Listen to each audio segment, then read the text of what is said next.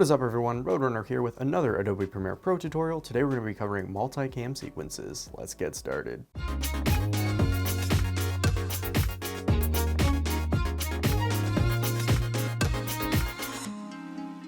And I have Premiere Pro up on my screen, and the first thing we're going to do is we're going to import our footage. And this footage is from a project I did a few years ago with my friend's band. Check them out. They're called Noodles, Spaghetti, but you have to actually spell out the comma. I will leave a link to them in the description below. Also, feel free to check them out on Spotify. So for this, we did a 4-camera shoot where I put a GoPro on Scott's guitar. I also put a GoPro on Alex's guitar. I walked around with a handheld camera while they just kind of jammed. And lastly, I have a wide shot, and that white balance is really off. So the first thing I'm going to do is, because these are all 1920 by 1080 files, is I'm actually going to proxy the files. And you can do that by highlighting them all, right-clicking, and go Proxy, Create Proxies. And I'm just going to go ahead and do this 1024 by 540 H.264 preset. What it's going to do is it's going to create the exact same video file, just in a lower resolution, so it'll run a little bit faster. We're just going to leave the destination next to original media and proxy folder and hit OK. This step is optional, but I would highly recommend it. What this is going to do is it's going to go ahead and pull up Adobe Media Encoder, and it's going to proxy these files for you. So I'm going to fast forward through this, and I'll meet back up with you when this is all done. Boom, there we go. Once that is done, we can go over to where our files are stored, and you'll notice that it creates this proxy folder. You can go ahead and bring that folder into Premiere.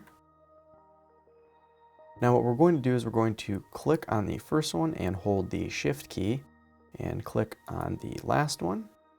Then we're going to right click, create multi-camera source sequence.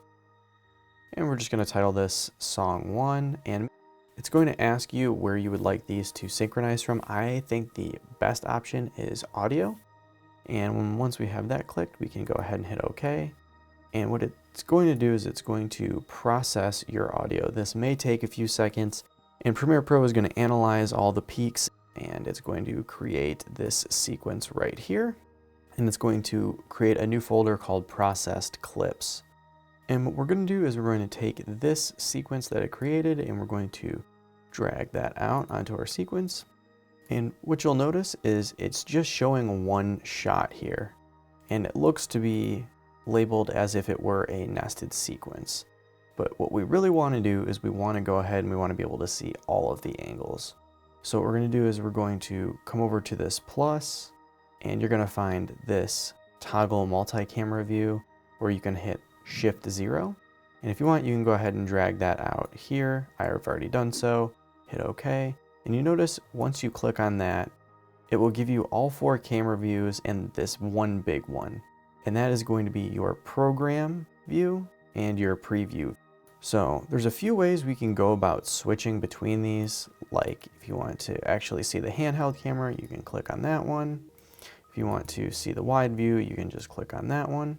If you want to see Scott's guitar, you can click on that one. So there's a few ways you can go about switching between these.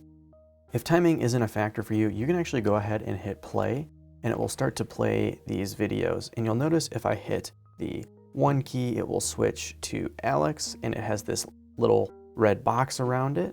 And then if I want to switch, I can hit the 3 key, and then I can go to 2. If you've ever worked in a live broadcasting environment, this is typically called hot punching, when you're jumping from camera to camera.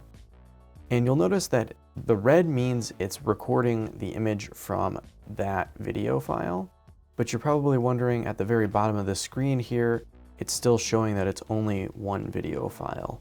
Let's switch the camera a few more times, and if you just hit the spacebar to stop, you'll notice on the timeline here, you've got all of these little cuts. And you'll notice it followed where I was hot punching the cameras. And let's hypothetically say I hit the wrong camera, like right here. I didn't want to show Alex, but I wanted to show a close-up of Scott. I could literally just click this little cut right here and just switch it, and it will remember that. And I think that's the easiest way to do it. But there is another way to do it where if you have more precise timing with these, and that you could just kind of scroll along and let's say, oh, you know what, there's a good shot of Colin doing percussions. I could hit the C key to bring up the razor tool, and I could slice the video right there, you know, and then I could scroll ahead and I could say, oh, you know what, I really want to get a shot of Alex right here. I can hit Cmd K to make an edit where my playhead is.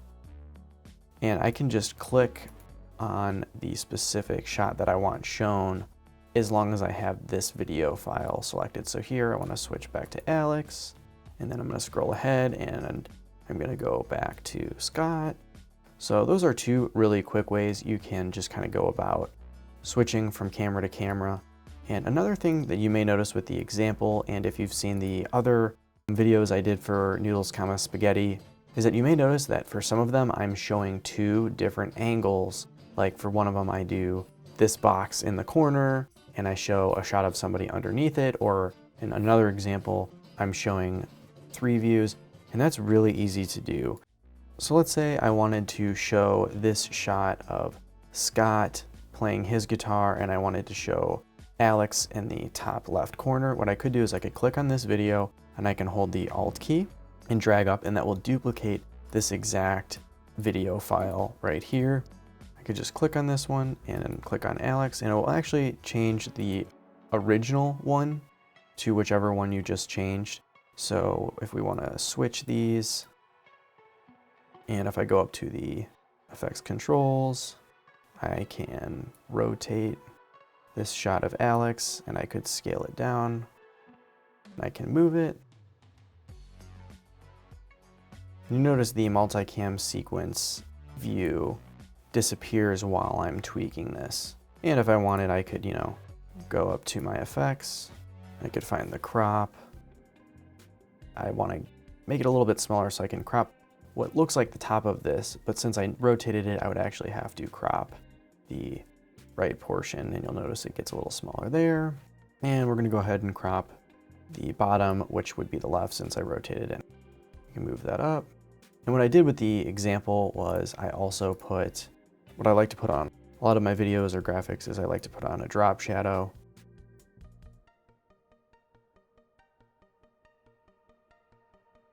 Just kind of gives it a little bit of depth here.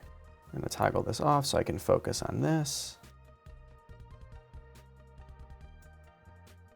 I can hit the tilde key to bring this up. It gives it that little bit of separation between the Scott video and the video of Alex. And let's say I want it a little bit more defined. I could turn up the softness right here. And then let's say I've made up my mind and I don't want to switch this anymore. I've got my mind made up. I really want this shot here. I could right click and I can go to multicam and I can go to flatten. And once you flatten this, you will not be able to change it. I mean, if you hit Cmd Z and you go back, you can go back to changing it to whatever shot you want. But typically, I would not flatten these video files until you are absolutely 100% certain that is the shot that you want. So I'm just going to go ahead and I'm going to finish making all the cuts that I would like for this song.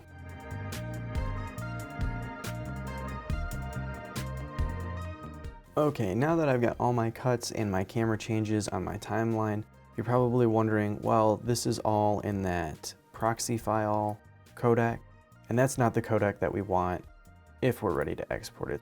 I'm going to hit Cmd A, I'm going to right click, and I'm going to go to multi-camera, and I'm going to click flatten. Only do this step if you're absolutely certain that these are the shots that you would like for your video. We're going to hit flatten. And it's going to make them all clips.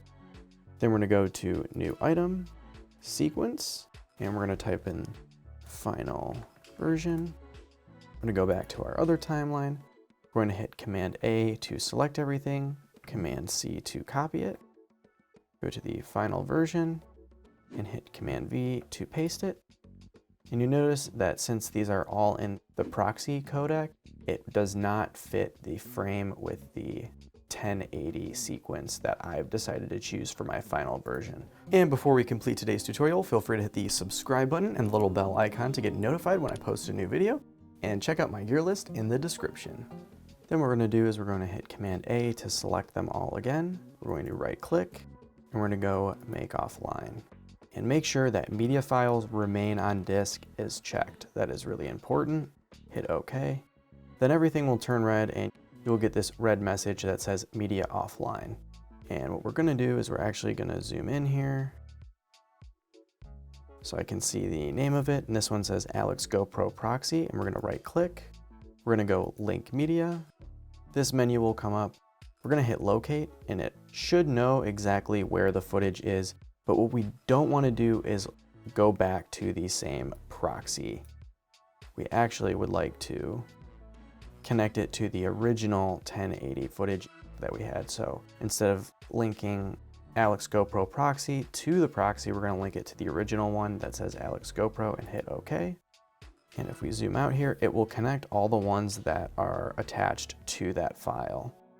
And we're going to go ahead and we're going to zoom in, and we're going to do that with the other ones as well. So this one says handheld proxy, locate. I'm going to go back out to the other folder, handheld, hit OK. And if I zoom out again, you'll notice it connected some more. And we're going to go ahead and do this for the last few. And then once they're all connected, you will notice you have all the same camera cuts in the same order, only this time in the resolution you would like them to export in. And there you go, an easy way to edit a multi-camera sequence in Adobe Premiere Pro. Thank you so much everyone for joining me for this Premiere Pro tutorial. Feel free to comment down below what you'd like to see in future videos. Take it easy.